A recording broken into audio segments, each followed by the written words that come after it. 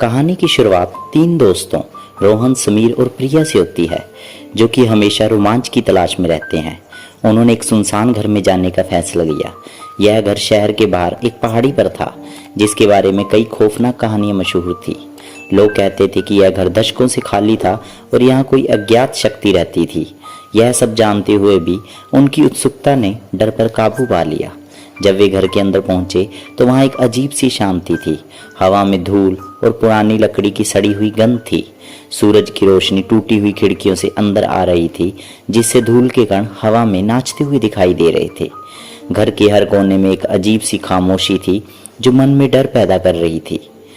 तो यहीं समीर ने उत्साहित होकर कहा, चलो लुका छिपी खेलते हैं। प्रिया ने अपनी सहमति दी, लेकिन अगर कुछ हुआ तो हम बाहर निकल जाएंगे।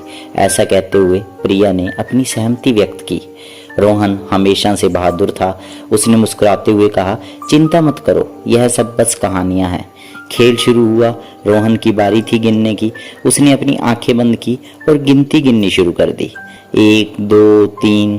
जब उसने अपनी आंखें खोली तो उसके दोस्त जा चुके थे। वह अपनी तलाश में निकला। वह एक पुराने बेडरूम में गया, जहां एक बड़ा धूल से ढका हुआ बिस्तर था। उसने बिस्तर के नीचे देखा, लेकिन वहां कोई नहीं था। फिर वह एक गलियारे में गया, जहां टूटी हुई तस्वीरें लटकी हुई थी। अचानक उसने अपने पीछे एक फुसफुसाहट सुनाई दी। मुझे पता है तुम कहाँ हो।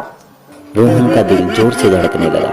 वह घबरा गया, लेकिन उसने खुद को शांत करने की कोशिश की।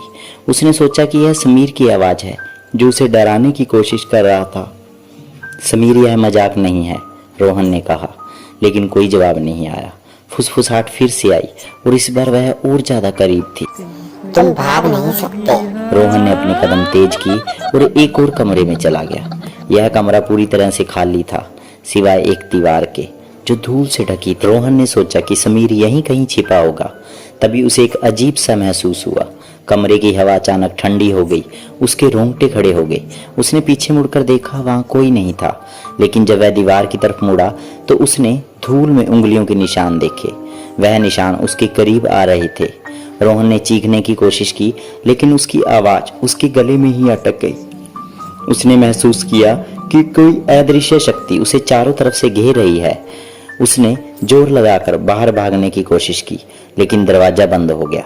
अब एक दीवार की ओर से फुसफुसाहट सुनाई दी, तुम्हारे दोस्त भाग गए हैं, अब हम खेलते हैं। रोहन ने घबराकर पीछे मुड़ा और देखा कि दीवार पर धूल में लिखा हुआ था, तुम हार चुके हो। रोहन की सांसें तेज हो गई। उसने दरवाजा खोलने की कोशिश की, लेकिन वह नहीं खुला। उसकी आंखों के सामने दीवार पर लिखा हुआ संदेश गायब हो गया। कमरे में अंधेरा छा गया और रोहन वहीं पर ही कैद हो गया।